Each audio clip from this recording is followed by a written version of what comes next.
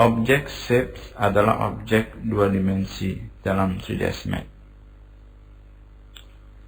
Ada beberapa tipe objek shape dua dimensi seperti line, rectangle, circle, ellipse, arc, dan seterusnya.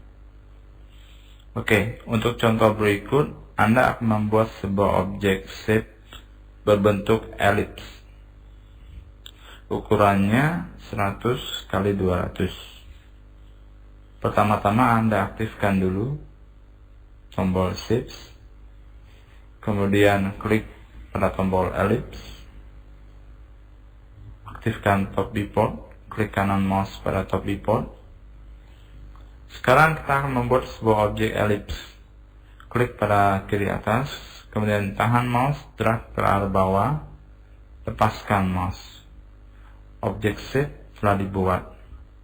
Selanjutnya kita akan memodifikasi ukurannya.